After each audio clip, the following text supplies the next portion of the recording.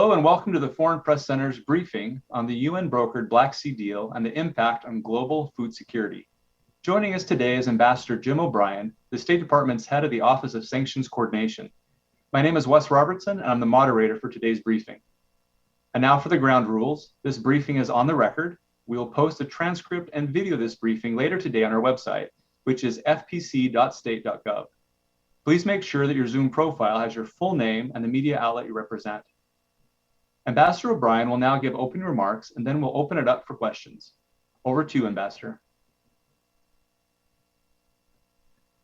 Thanks, Wes. Thanks everyone for giving me time on a Friday. We've spoken in this forum a couple of times about our efforts to ensure that global food supplies continue and that we build resilience around the world.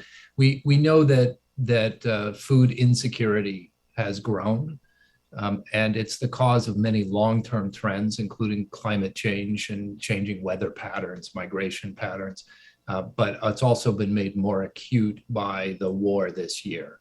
Obviously, when one of the world's largest exporters of food chooses to invade another of the world's largest exporters of food, there will be disruptions.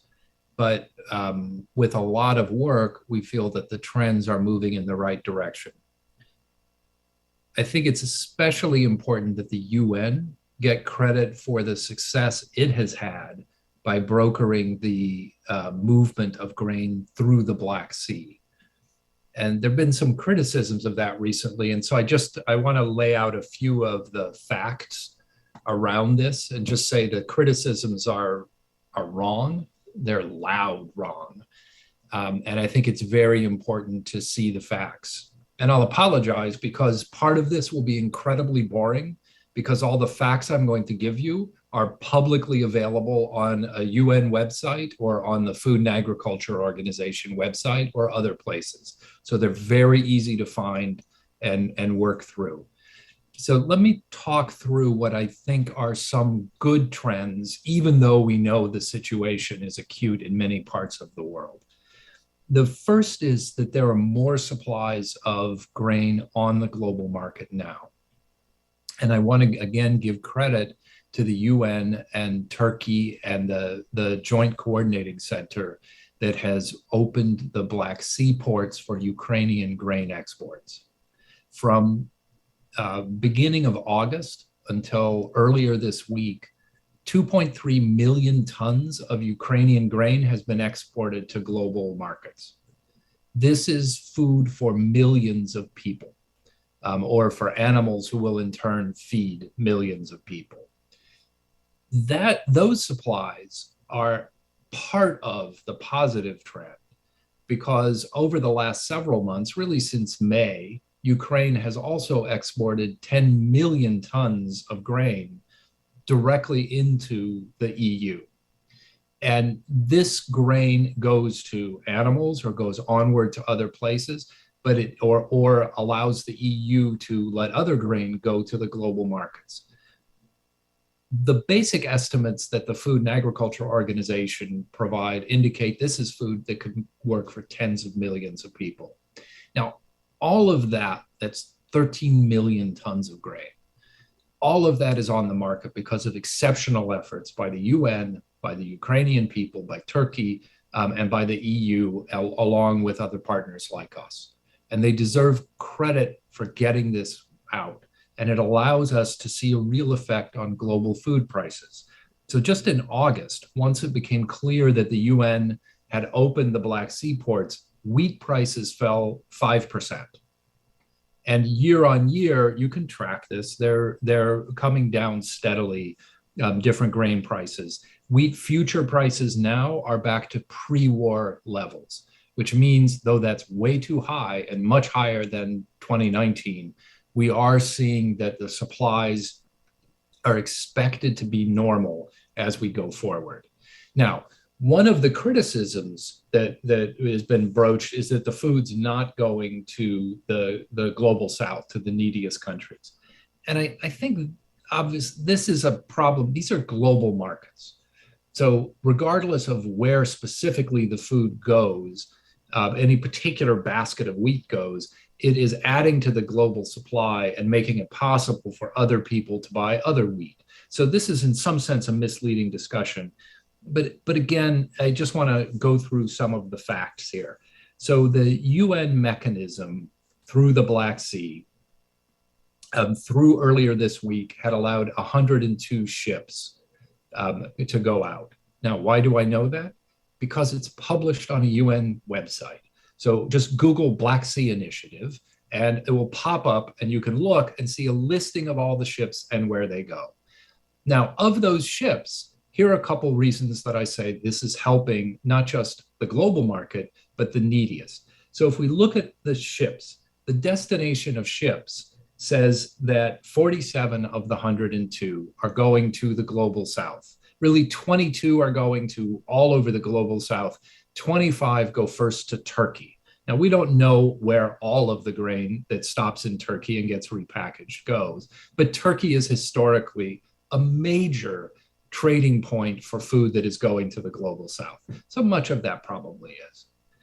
If we look at the volumes, because these ships are all different sizes, so if we look at how the larger shipments of food out of Ukraine, approximately 2/3 of the volume is going to the neediest countries. Again, about 20% of that amount is going to Turkey. So that tells you roughly half of the grain that's leaving Ukraine is going to the global south, if you actually count it by the food and not just by the number of ships. How do I know that? It's all on the UN website. So it's easy to fact check the assertions that are being made about where food is going. Now, why do I think this trend will continue? Because historically, for the last year, 7 or 8 years, Ukraine has sold half of its export crop of wheat, particularly, to the World Food Program. The World Food Program has begun issuing tenders to Ukraine and others and is buying food again. So as we look going forward, we'd expect to see over time that same pattern to be repeated, that half of Ukrainian wheat will go to the neediest countries, the recipients of WFP food. And I would note that the U.S.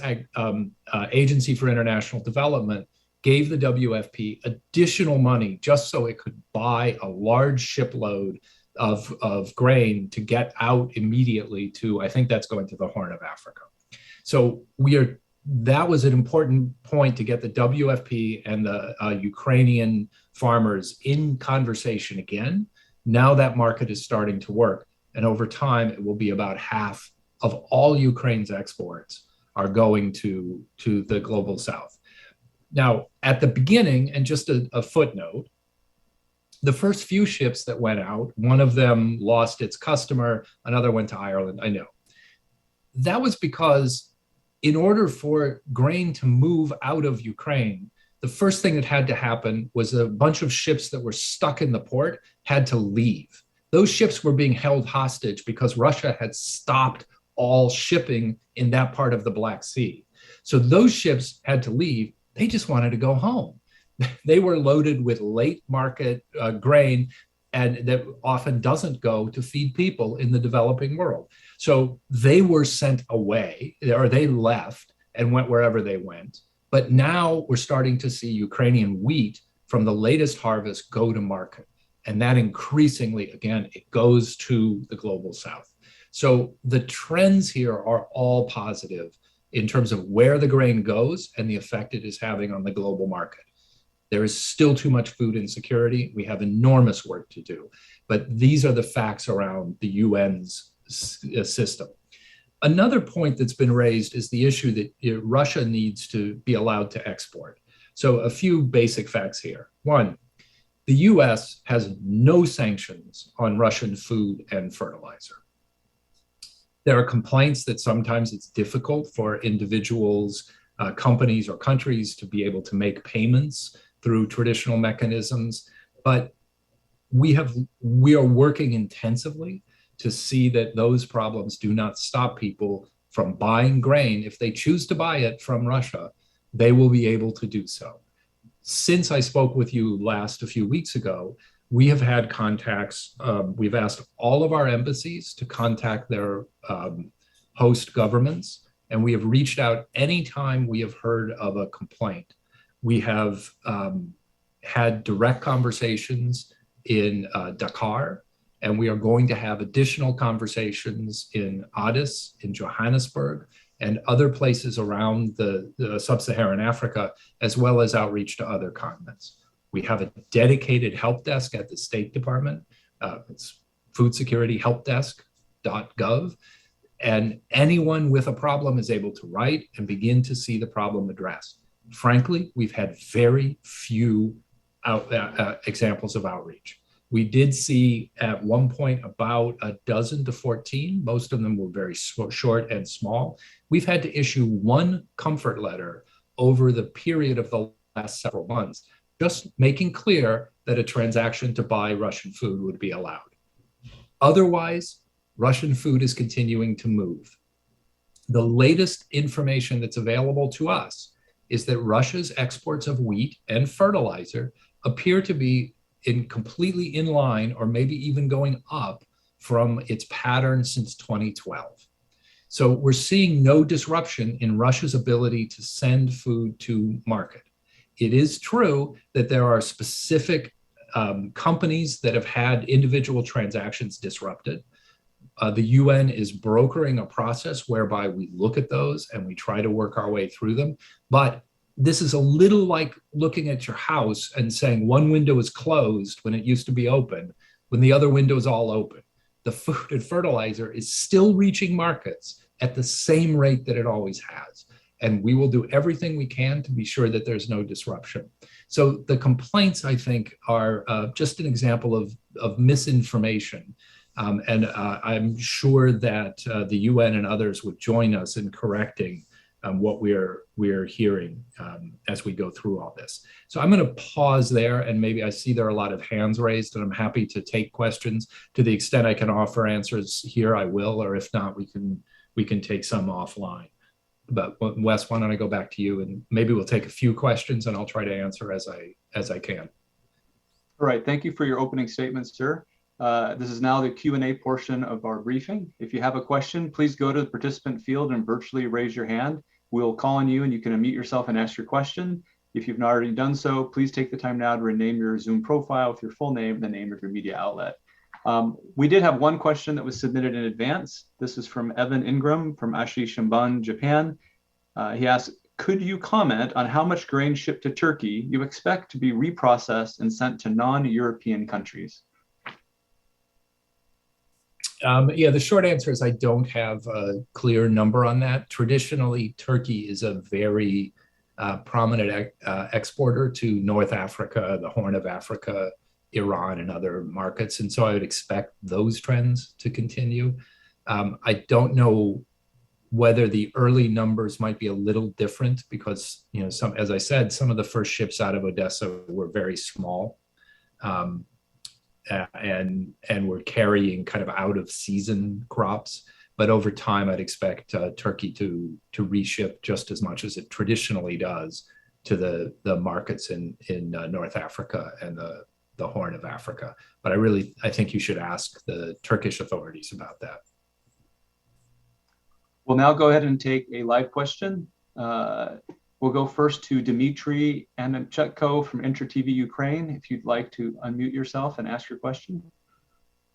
Oh, yeah, good afternoon. Thank you for doing this. Ambassador, I just want to ask you the same question I asked the last time when we got the first briefing. But anyway, I hope maybe you got some update or, some different answer. I understand that this grain agreement is important for the American government. John Kirby told that yesterday during the goggle that America will try to save this agreement. But at the same time, we got Russia who can broke this agreement, in 1 second, just starting shooting. So what is your plan just to prevent this? Is it any message you want to send to Russia, to Kremlin? Will it be any consequences? Will it be any, sanctions in case if Russia will brutally destroy this agreement in one moment? Thank you.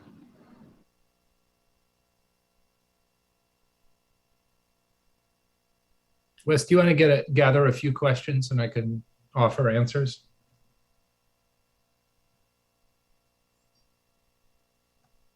Yeah, sure. The next question is from Alex Rafugo from Turan News. If you'd like to unmute yourself. Yes, thank you so much, Chris. And Ambassador O'Brien, great to see you this afternoon. This is Alex Rafoğlu from Independent News Agency of Turan, based in Azerbaijan. A couple of questions here, and let me start with the criticism that you were referring to in your opening statement. Any concern on your end that Turkey's recent position could be jeopardizing, Western unity on this topic? President Erdogan, blasts grain deal, as you know. He also blamed sanctions for energy crisis, something I raised at the State Department daily press briefing a couple of days ago. There's a conventional wisdom that I certainly also have been subscribing to that, is that Turkey often plays this double game, making moves that keep Turkey in the West, good graces, if you want, while maintaining strong ties to Russia. But any concern on your end that this support for Putin's position might actually be harmful at this point? Secondly, President Putin is suggesting that he might have to crack down on these grain exports. I was wondering if international condemnation this time and pushback doesn't work.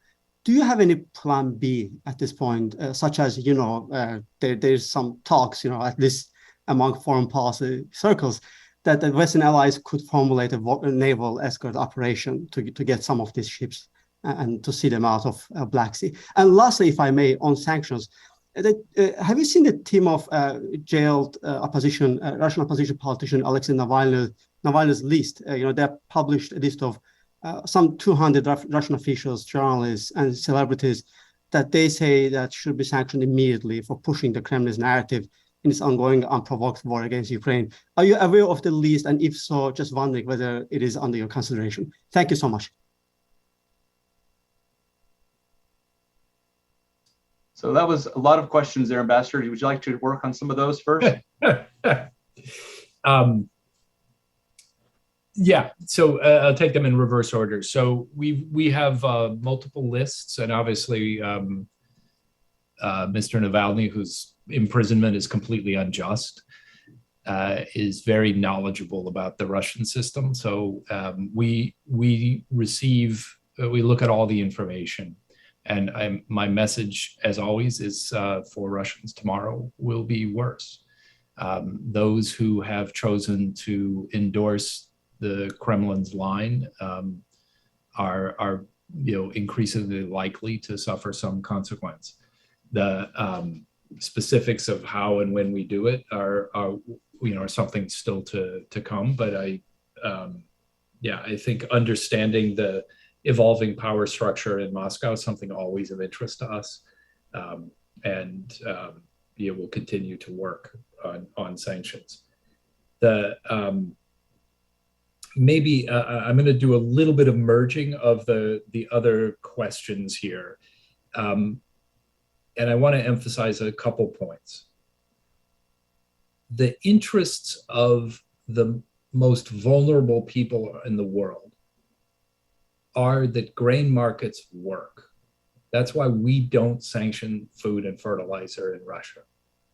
It's why the opening of Odessa led to a 5% drop. Any talk in prices, any talk of disrupting that agreement is a statement that people should pay more for food. So the criticism of the agreement is the threat to raise prices and restrict supply. And that's dangerous. It is also not in the interests of any of the parties to this agreement.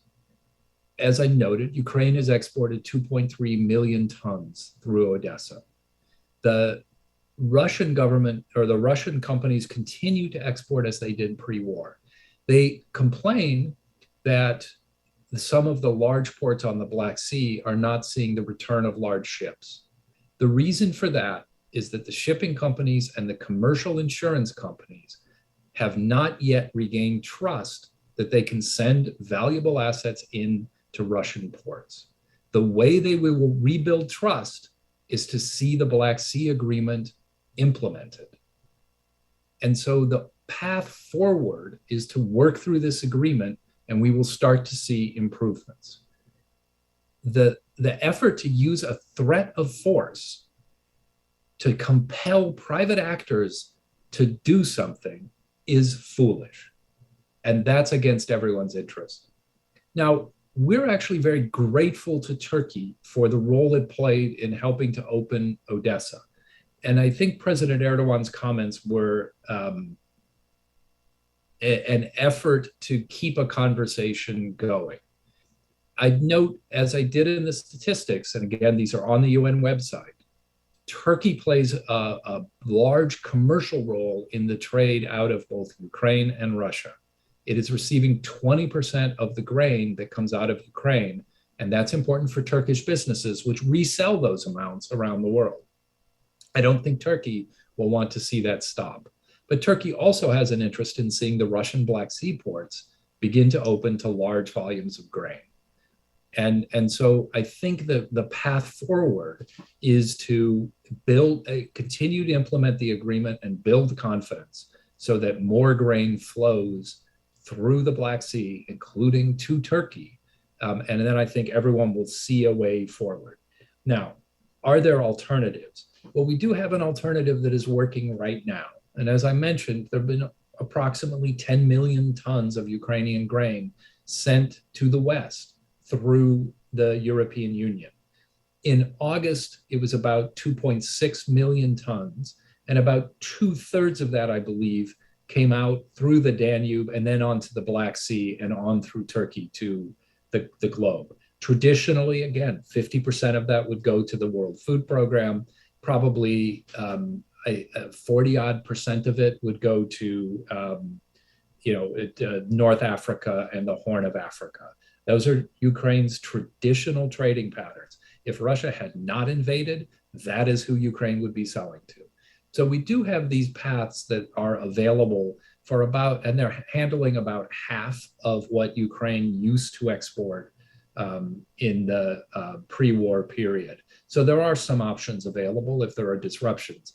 But again, it's in everyone's interest just to make this work. And as it works, it's only a month in, as it works, we will start to see the return of large ships and lower costs, but it won't come only if people are confident that Russia will live up to the terms of the agreement. All right, we have a lot of hands raised still, and we'll get to as many people as we can. The next question will go to Yaroslav Dogvopol from Ukrinform Ukraine. If you'd like to unmute yourself and ask your question.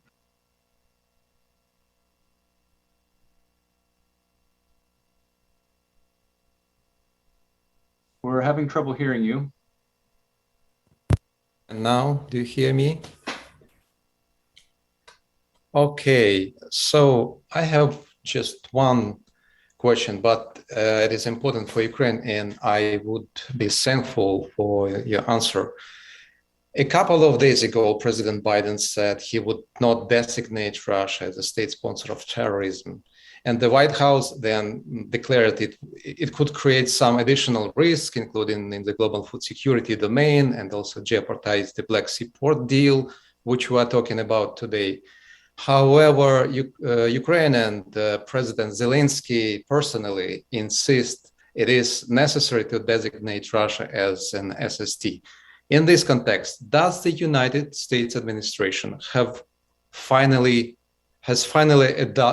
abandoned the idea of this designation, or does the issue of SST status for Russia remain on the table? Thank you. I think I have the same answer I did last time, which is we're always in conversation with Congress and with our Ukrainian partners to see what's an appropriate step going forward. I think all of the labels that are talked about, I think, get in the way of the substance, which is Russia will emerge from this war having suffered a strategic defeat. And that's what we're working to do with our sanctions. Particular labels, I don't want to talk about one label rather than another, because I think it obscures more than it illuminates. Did I forget another question? I think that's good, sir. We'll go ahead and move on to the next one. Next question is from Michelle Nichols from Reuters. If you'd like to unmute yourself and ask your question. Hi, Jim. Thanks so much for the briefing. I just wanted to follow up on some of the Russian remarks the other day. As you said, there's no US sanctions on food and fertilizer, but Foreign Minister Lavrov was saying, appeared to be pushing for the lifting of what he called logistic sanctions. And they're also saying, the Russian UN ambassador said the other day, that no grain or fertilizer has shipped under the UN deal. I don't know what that means to you, given you've just said that all their food and fertilizer is reaching global markets. And how concerned are you that these remarks are just, part of a negotiating tactic ahead of the renewal of the Ukraine export deal? Thank you.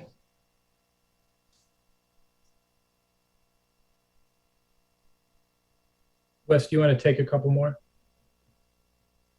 Sure. Let's go ahead and go to Margaret Bashir from Voice of America. Margaret, if you'd like to unmute yourself. Hi there. Thank you so much. Michelle sort of covered it a little bit, but I just want to understand the price and supply of fertilizer does still seem to be affected. So what do you attribute this to, since you say the Russian supplies are going out at normal rates? And, the grain deal has a 120-day renewable expiration date. And with Putin making noise, that sounds like they may not want to renew it. What would be the US response if that should happen? I mean, would you stop helping facilitate and removing these bottlenecks for the Russians getting their items to market? Thank you. And then one more question from Hiba Nasser from Ishark News, if you'd like to unmute yourself. Hi, thanks for taking my question. Hi, Ambassador. I want to understand, we have a lot of information. The Russians are talking about this deal every day. It was criticized by your ally, Erdogan. So I want to understand regarding the grain deal process in terms of where the grains goes. Is the priority to countries with most need, or it is to countries that have already paid for it? Can you explain the process and where your role ends here? Thank you.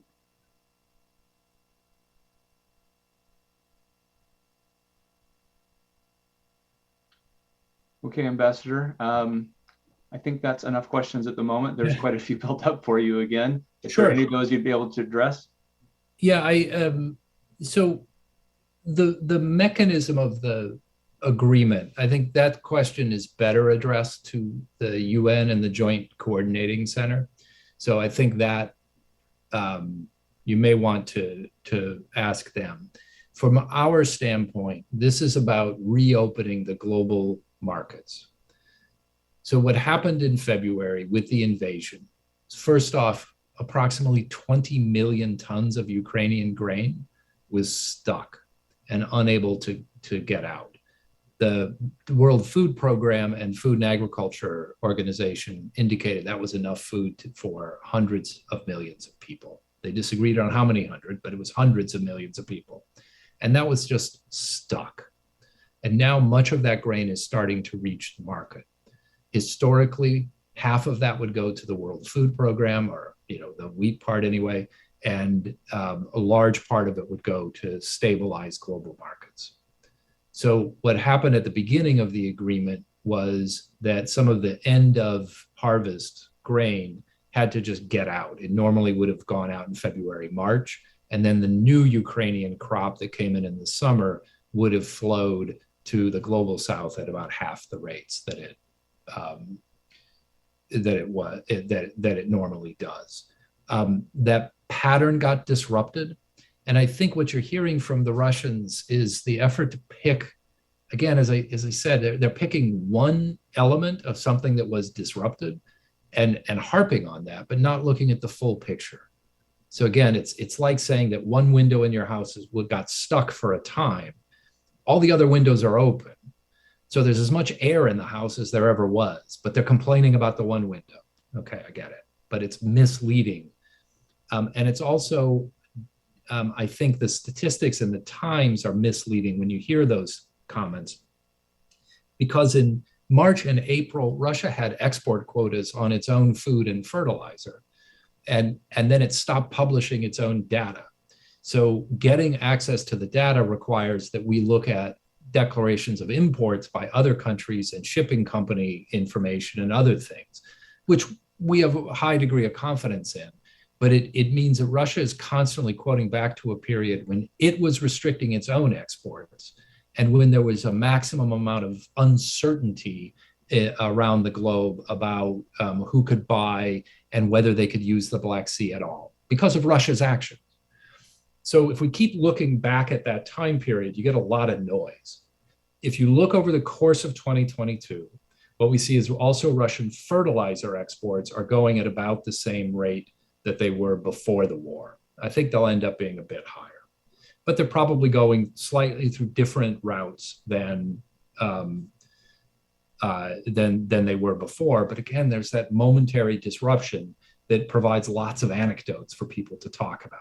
On the whole, though, the amount of air in the house, the amount of fertilizer in the market from Russia is continuing the same.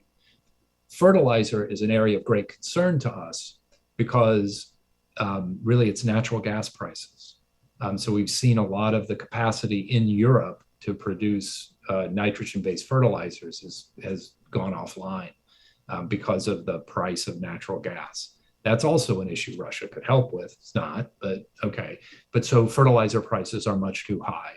And we do need to undertake a range of efforts to be sure that it's well used and that supplies can reach where they should go. But Russian-made supplies are reaching market in the way that they did before the war.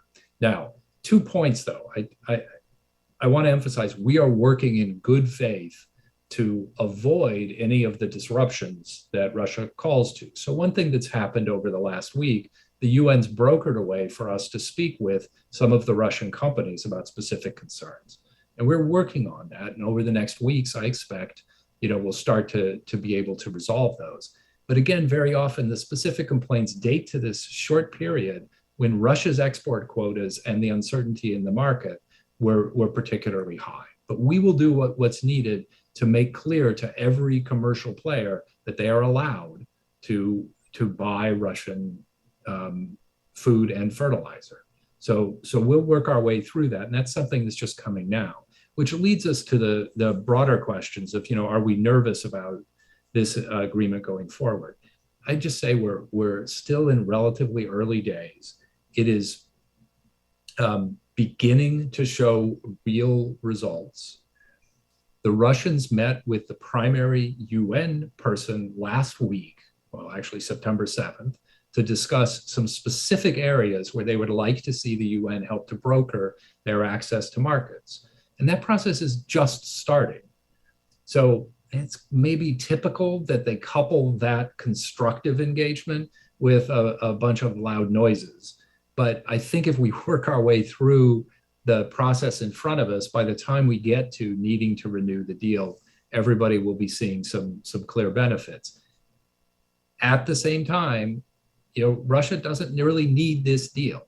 It's got access to the markets through other means. And I want to emphasize one key point here, which is the World Food Program. So back to priority. Is it important that the food reach the neediest? Absolutely. Again, it was not only did Ukraine export half of its crop through to the World Food Program, but up till this year, Ukraine was half of what the World Food Program bought. And that was all stopped by Russia's invasion. So to have the World Food Program begin to buy grain from Ukraine again is an incredibly important signal, both for this year and for next year. And that was enabled by an additional contribution from the US government. I note the World Food Program also had a tender, and it encouraged Russia to apply for that tender. And Russia's price was too high. So the World Food Program was forbidden from undertaking it. Russia has lots of cash. It's sitting on an enormous cash reserve right now. It could make a donation to the World Food Program to cover the gap in the ability of it to export, and then more Russian grain would go directly to the world's neediest. It's chosen not to do that. That's frustrating because it could both export to a UN agency and to the neediest in the world, but it's not. And that, I think, is a significant statement about Russia's approach to this. But we will do everything we can to address specific complaints. We are just hearing those. Russia and the UN are just now engaged on some specific requests that it has under the UN agreement.